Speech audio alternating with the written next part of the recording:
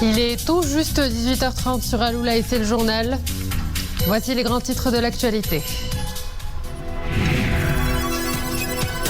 Aujourd'hui, 3 décembre, coïncide avec la Journée mondiale des personnes handicapées. L'occasion de mettre en exergue les avancées du pays en matière d'intégration. À suivre, un reportage au Centre d'intégration de personnes à mobilité réduite à Fnedq.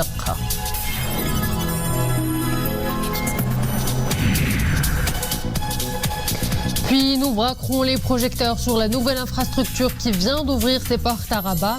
La gare routière qui s'étend majestueusement à l'entrée de la capitale. Elle accueille déjà les premiers voyageurs. Un édifice imposant qui donne davantage d'éclat à la ville lumière.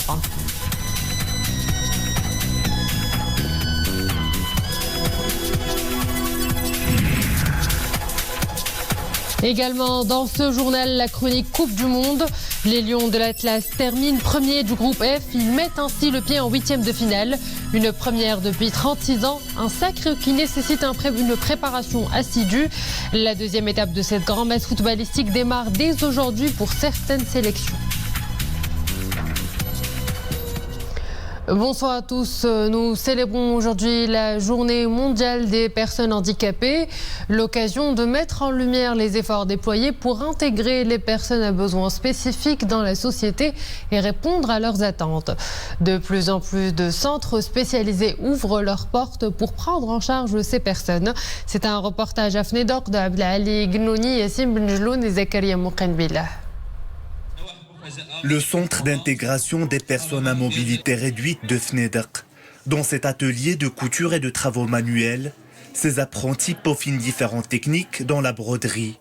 Bien qu'ils souffrent de mobilité réduite, les bénéficiaires de cette formation ne manquent pas de talent et de créativité. Une qualification professionnelle qui leur sera utile par la suite.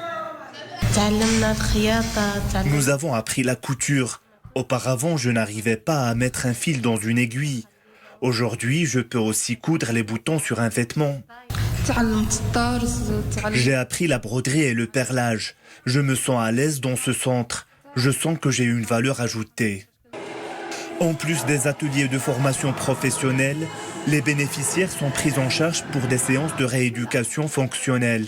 Des séances importantes pour recouvrer la mobilité et ainsi pouvoir suivre les formations proposées. Le centre offre des services d'éducation spécialisés, des services paramédicaux et une qualification professionnelle. Plusieurs ateliers sont proposés, coiffure et esthétique, ateliers de cuisine et de pâtisserie, ateliers d'informatique, la couture et les travaux manuels, ainsi que l'atelier de musique et de théâtre. Au Maroc, environ 2 millions de personnes sont en situation de handicap. La loi 97/13 prévoit une législation adaptée à ces personnes dans le but de les intégrer sur le plan socio-professionnel. Un objectif qui passe aussi par la mise en place de ce type de centre spécialisé. Focus à présent sur les prestations ultra modernes de la nouvelle gare routière de Rabat. Une infrastructure flambant neuve qui offre aux voyageurs nombreuses installations et services aux normes internationales. De quoi garantir une expérience de voyage fluide. Hamza Sayeh à Abir Melouki avec Maria Aouet. C'est l'un des premiers autocars à accoster sur le quai de la nouvelle gare de Rabat. Moderne et spacieux, voyager n'a jamais été aussi confortable. Et pour cause, nous sommes au cœur d'une infrastructure flambant neuve où tout est pensé et conçu comme un condensé de technologie.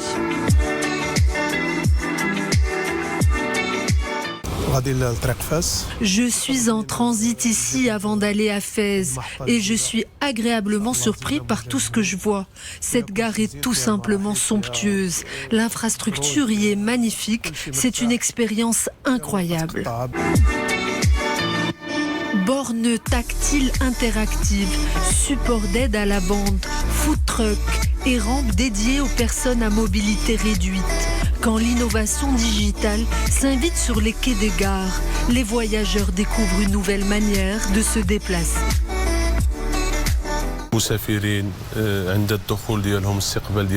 Avec l'ouverture de cette nouvelle gare, voyager devient une expérience vraiment très agréable. Tout est conçu pour faciliter l'accès aux voyageurs. Il y a des bornes automatiques pour acheter son billet, mais aussi des guichets. Il est également possible de choisir son autocar et de demander conseil. Je viens de Casablanca et je fais escale à Rabat avant d'aller à Oujda. Un long voyage m'attend, mais je suis rassurée car tout est neuf et moderne. Je suis agréablement surpris. Voyager dans les meilleures conditions, c'est l'aboutissement d'une démocratisation du voyage. Moderne et efficace, la nouvelle gare routière de Rabat compte 46 quais pour autocars. Un convoi luxueux pour un voyage dans les meilleures conditions. Le Maroc élu vice-président du comité intergouvernemental de l'UNESCO pour la sauvegarde du patrimoine culturel immatériel, une instance particulièrement chargée de promouvoir les objectifs de la Convention de 2003 pour la sauvegarde du patrimoine culturel immatériel. Présidé en 2022 par le Maroc en la personne de l'ambassadeur et délégué permanent du Royaume du Maroc auprès de l'UNESCO, Samir Taher, ce comité a pour fonction de donner des conseils sur les meilleures pratiques et de formuler des recommandations sur les mesures de sauvegarde de ce patrimoine.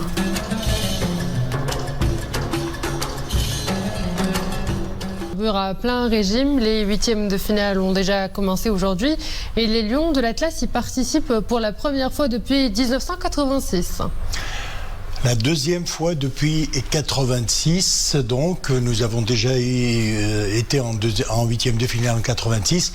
L'aventure du mondial se poursuit aujourd'hui. Nous sommes entrés de plein pied dans ces huitièmes de finale avec déjà, nous le savons, un premier qualifié pour les quarts. Il s'agit des Pays-Bas qui ont disposé cet après-midi des États-Unis sur le score de 3-1.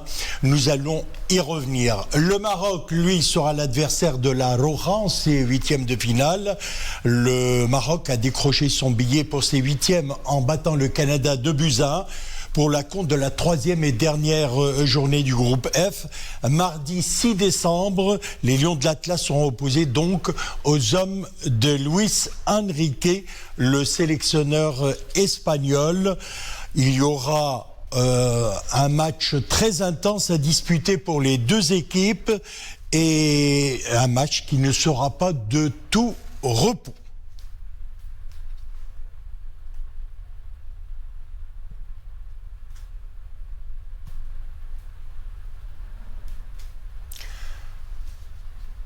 Luis Enrique, en conférence de presse, a d'ailleurs avoué pas du tout satisfait du rendement de son équipe depuis le début de la compétition. Nous l'écoutons.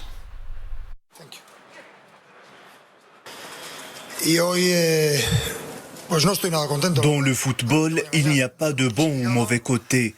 Il n'y a que du mérite. Je ne suis pas content du tout. On s'est qualifié, mais je voulais le faire en étant premier et en gagnant. Heureusement que l'équipe entre en mode effondrement qu'une fois tous les 4 ans, sinon je ne tiendrais pas le coup. Voilà pour parler de tout cela et parler bien entendu de la prestation des Lions de l'Atlas depuis le début de la compétition en direct depuis Meknes avec une des grandes figures du football national, Si Hamadi Hamidouche. Bonsoir.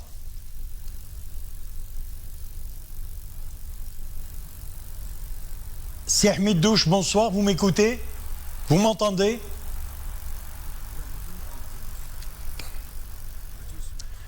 Je crois que nous avons un petit souci de son. Nous allons voir tout cela tout à l'heure et retrouver notre invité tout à l'heure. Alors nous le disions, après avoir débuté la compétition par un retentissant 7-0 face au Costa Rica, la Roja a progressivement baissé pied en partageant les points avec l'Allemagne en se faisant renverser par le Japon 2-1. La dernière confrontation face au Maroc remonte à 2018. C'était un match nul de partout avec, rappelons-le, une énorme erreur d'arbitrage qui a défavorisé les Lions de l'Atlas. Alors je ne sais pas si Hamid Douche est en ligne et que le problème pas encore réglé. Donc nous allons repasser à la récupération, parler de récupération et là nous parlons des Lions de l'Atlas. Ils se sont bien sûr entraînés, 3 rencontres intenses qui ont d'ailleurs laissé des traces. Il faut récupérer au maximum et retrouver la forme.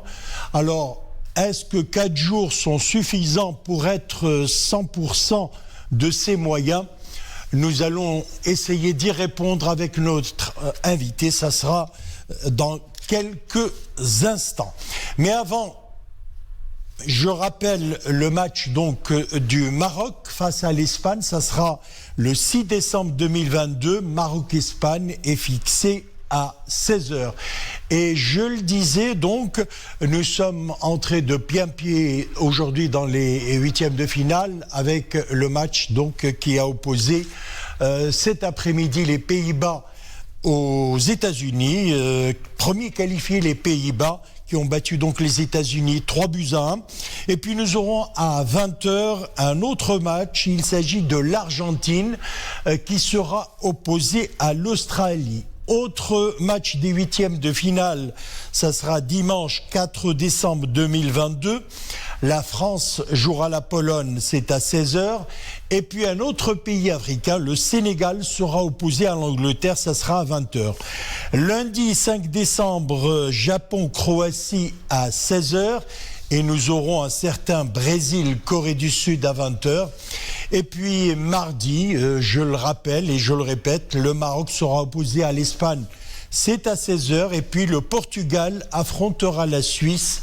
Ça sera à 20h.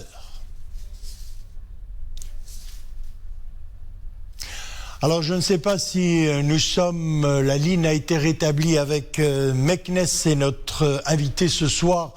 C'est Hamid Douche, bonsoir, vous m'entendez ?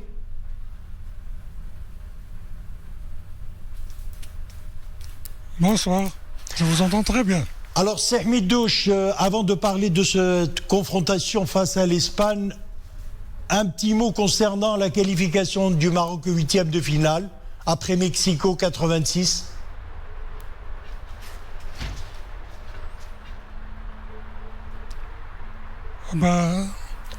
C'est une qualification méritée. Notre équipe a démontré quand même qu'elle a de bons éléments.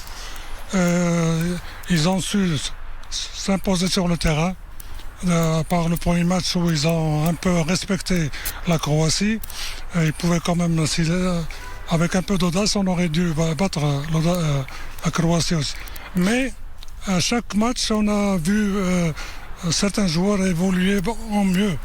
Et ça, c'est vraiment c'est ce qui nous a surpris le plus, c'est que ces joueurs-là, qui ont été réunis un peu tard pour les concentrations, mais ils arrivent quand même à s'exprimer sur un terrain avec une joie, avec une volonté de gagner. Et ils n'ont pas eu peur du tout de leur adversaire. Bon, le premier match, le nul, était mérité contre les vice-champions du monde précédents. Le deuxième match, on a pu battre quand même une des meilleures équipes européennes, c'est la Belgique. Et le troisième match contre le Canada, c'était pour la qualification, pour terminer en tête de ce groupe. Alors, Hamid Douche, nous allons parler maintenant, nous concentrer sur ce match face à l'Espagne. Nous le disons, une équipe espagnole qui a bien commencé et elle avait battu le Costa Rica 7-0, mais qui a semblé baisser d'intensité. Le dernier match entre le Maroc et l'Espagne remonte à 2018, c'était un 2-2 avec une grosse erreur d'arbitrage, nous le disions tout à l'heure. Alors, que pensez-vous de cette rencontre mardi prochain ? Oui. C'est une rencontre très difficile, bien sûr, mais quand même, la valeur des deux équipes nous donne quand même, disons qu'avec l'expérience maintenant, avec les joueurs qui ont pris de l'assurance durant ces derniers matchs, notre équipe peut s'imposer contre l'Espagne.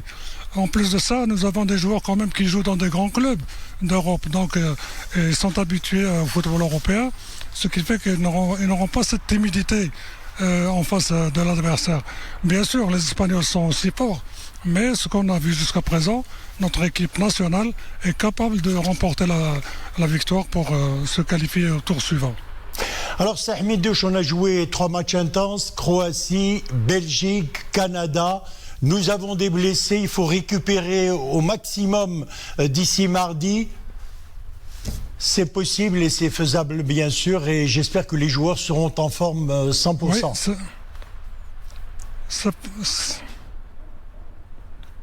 Oui, c'est faisable, mais aussi il y a des remplaçants de valeur. Donc, je pense que M. Regragui saura qui peut remplacer qui. Donc, ce qui fait qu'il faut maintenir cette ambiance et cette joie de jouer et cette envie de gagner. Ce qui nous manquait avant et qu'on a retrouvé dans ces derniers matchs. Donc, il y a quand même des remplaçants de valeur et je ne pense pas qu'ils seront aussi mauvais que d'autres. Donc, ce qui fait que s'ils partent avec l'esprit de la conquête et l'esprit de vaincre, on ne doit pas avoir peur quand on arrive à ce stade-là et quand on est classé parmi les 9 ou les 10 meilleures équipes mondiales. Donc on ne peut pas avoir peur de n'importe quel adversaire. Et cette confiance, je pense que l'entraîneur saura leur communiquer. Alors, et on le sentait dans les entraînements, dans la joie de se retrouver ensemble. Alors, Ahmed Douche, de grandes équipes ont été éliminées. C'est des surprises, l'Allemagne, l'Uruguay, la Belgique. Comment voyez-vous cette compétition, ce mondial Qatar 2022 ? Et en ce qui nous concerne, comme l'a dit déjà Walid Regragui, ce n'est pas question de rêver, on peut aller plus loin dans cette Coupe du Monde.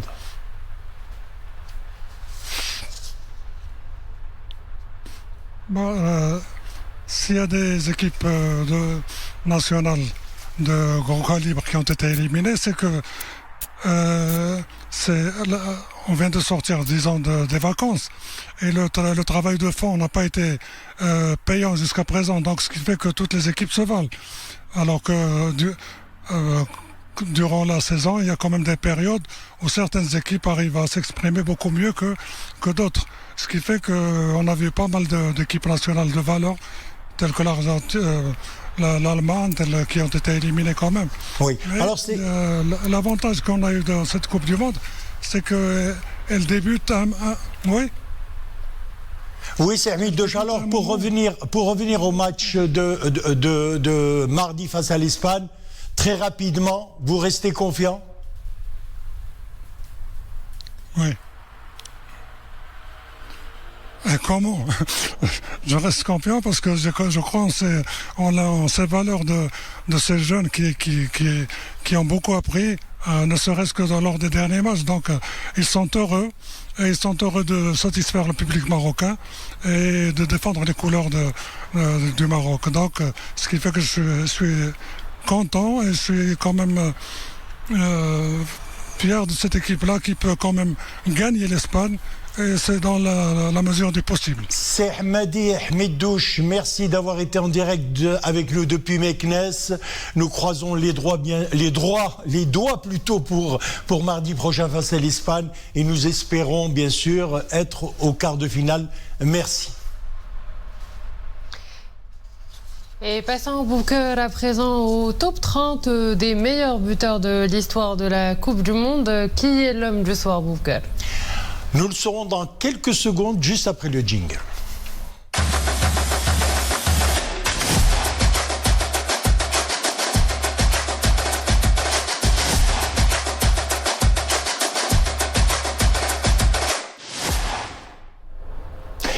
Il était intraitable avec son club allemand de Hambourg. Uwe Seeler était tout autant en sélection. Il était tout autant en sélection. Légendaire capitaine de l'équipe d'Allemagne. Il a brillé en Coupe du Monde. Uwe Seeler a joué 21 matchs en Coupe du Monde pour 9 buts inscrits en 4 éditions.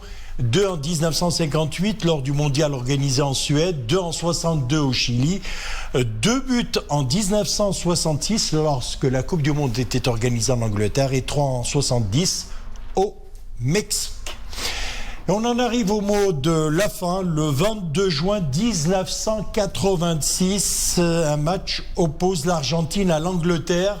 Maradona marque un but d'un coup de poing à peine déguisé en coup de tête qui permet à son pays d'ailleurs de se diriger vers la finale. Ils avaient remporté la rencontre 2-1. L'arbitre n'a rien vu au Maïma, mais il faut dire qu'à cette époque, il n'y avait pas la VAR. Quand même, merci Boufkal. On arrive à la fin de la chronique. On se donne rendez-vous demain. Demain, Inch'Allah. Et avant de nous quitter, je vous propose ces images de supporters femmes qui ont mis l'ambiance un peu partout. Elles se sont imposées dans les stades qataris, sur les gradins et partout dans les cafés et fan zones. Une présence remarquable, des femmes et filles supporters menus du drapeau national et vêtues aux couleurs de l'équipe nationale. Elles ont aussi entonné des chants pour célébrer cette qualification méritée des Lions de l'Atlas au 8e de finale du monde. Regardez, les images parlent d'elles-mêmes.